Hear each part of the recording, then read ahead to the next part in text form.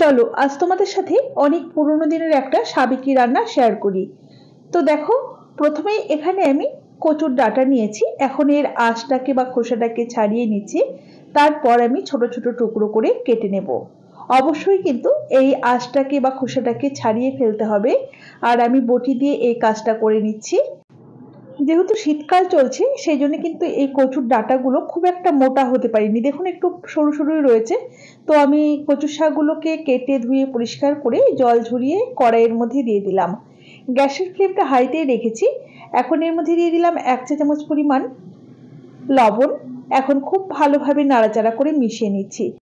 মোটামুটি নেড়েচেড়ে একটু মিশিয়ে নেওয়ার পর গ্যাসের ফ্লেমটা হাইতে রেখেই ঢাকা দিয়ে এই কচুর শাকটাকে আমরা সেদ্ধ করে নেব। কচুর শাক থেকে কিন্তু প্রচুর জল বের হবে, আমি আর আলাদা করে কিন্তু জল দিইনি। দেখুন অনেক জল ছেড়েছে। যদি জল না ছাড়ে সেক্ষেত্রে কিন্তু অবশ্যই জল দিতে পারেন। তো কচুর শাক সেদ্ধ হয়ে গেছে। গ্যাসের ফ্লেমটা বন্ধ করে দিয়ে এই কচুর শাকটাকে একটা ঝুড়ির মধ্যে আমি নামিয়ে নিয়েছি আর জলটাকে সম্পূর্ণ খুব ভালোভাবে ঝরিয়ে নেব। এখানে দেখো আমি 300 গ্রাম পরিমাণ চিংড়ি মাছ খুব ভালোভাবে ধুয়ে পরিষ্কার করে নিয়ে 1/2 চা চামচ লবণ আর 1/2 টিস্পুনের মতো হলুদ গুঁড়ো দিয়ে মাছটাকে খুব ভালোভাবে মাখিয়ে নিলাম। এখন রান্নাটা করবার জন্য গ্যাসে একটা কড়াই বসিয়ে অল্প পরিমাণ সর্ষের তেল দিয়ে তেলটাকে খুব ভালোভাবে গরম করে নিয়ে নুন হলুদ মাখিয়ে রাখা মাছগুলো দিয়ে নাড়াচাড়া করে মাছগুলোকে ভেজে নিচ্ছি। দেখুন যেহেতু চিংড়ি মাছ বেশি ভাজলে কিন্তু শক্ত হয়ে যাবে, সেই জন্য মাছগুলোকে কিন্তু খুব বেশি সময় ধরে ভাজা যাবে না।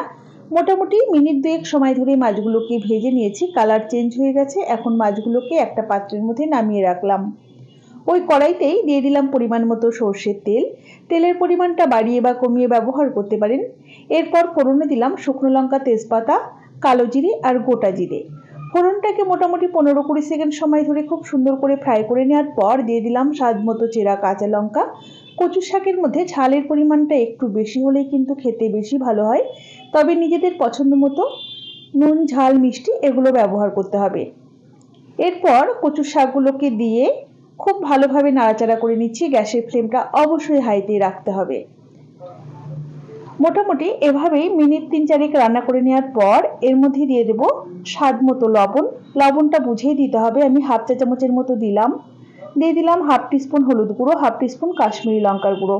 প্রথমেও কিন্তু সেদ্ধ করার সময় লবণের ব্যবহার করেছিলাম, সেটা মাথায় রেখেই লবণটা ব্যবহার করতে হবে।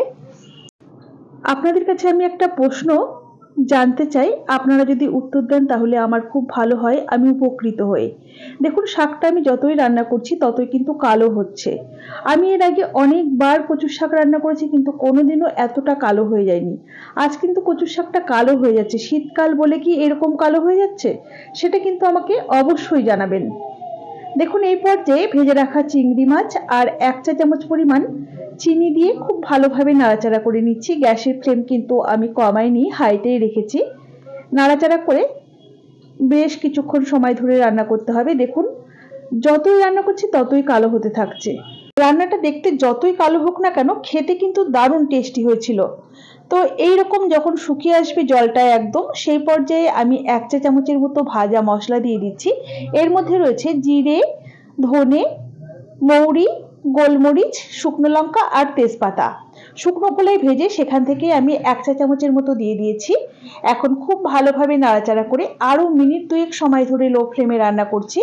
দেখুন কড়াই থেকে ছেড়ে আসছে আর বেশ সুন্দর কিন্তু এক জায়গায় জড়িয়ে যাচ্ছে। একদমই কিন্তু জলভাব এখন আর এই শাকের ভিতরে নেই।